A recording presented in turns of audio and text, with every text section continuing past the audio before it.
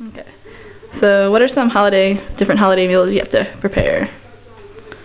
Well, we just got done doing the Thanksgiving dinner. Being in the hospital, we're still open even though it's Thanksgiving. And we did a traditional Thanksgiving Day feast.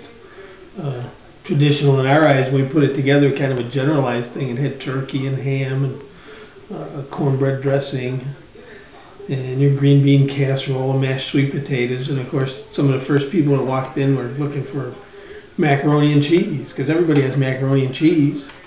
And cornbread, why don't you have plain cornbread or plain rolls? And I started thinking about holiday meals and how they differ from place to place and ethnicity to ethnicity. And my wife's family being Italian, we always had lasagna for Thanksgiving and Christmas. You know, we'd have a big relish platter with olives and pepperoncinis, and we'd have ham and turkey and lasagna, and everybody'd bring a dessert. You get into some of the other differences, you know, when you're thinking about holidays and cooking. You know, you get into some of the summer holidays, and in the South, you cook out and you're cooking chicken and you're maybe shucking oysters and things like that. Where up north, you're cooking steaks and hot dogs and things like that. It's interesting the way holidays determine what you're going to have and how you prepare it. You know, Thanksgiving, you're having pumpkin pie and sweet potato pie. Another difference in North and South, you don't see sweet potato pie up north. You might see mincemeat pie, which you don't see in the South. Some places they still make it out of mincemeat.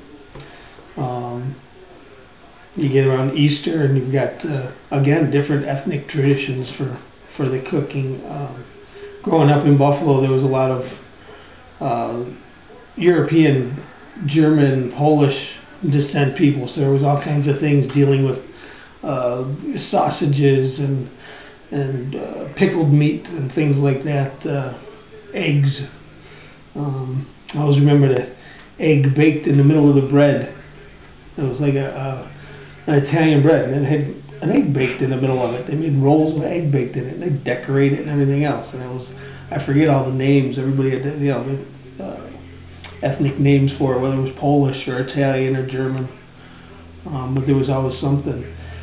You also had different days associated with the holidays, and there was always food to go with that. At Christmas, there was I'm trying to think of the name of it, but there was a Boxing Day in Canada was the day after Christmas, and they always celebrated with little cookies, and they had presents again the day after Christmas, but it was usually like a gag gift. And then Easter Monday, the Monday after Easter, in Buffalo, there was a large, like I said, a Polish descent population, and they had Dingus Day.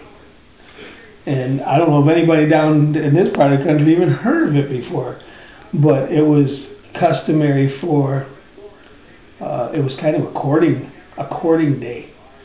But the women would go and they'd spray a man with a water pistol or something. It had to do with sprinkling him with water, and then the guy would chase the girl if he thought she was worthy of his affection with a pussy willow, and slap her with the pussy willow. But again, there was always food involved. And any time they had these, there was always Dingus Day celebrations, and they'd be these big feasts with lots of Polish food, gołąbkis and pierogies and all this hearty food. But I don't know, holidays and food go together. Just one of those things. We had the spiced cider. You also have eggnog. A lot of people make eggnog at the holidays, and you can have it with your alcohol of choice, rum or brandy or something added to it, or just plain, maybe thinned out with a little milk so it's not quite as thick. Again, I don't know, a lot of different food things going. Okay. Sounds good.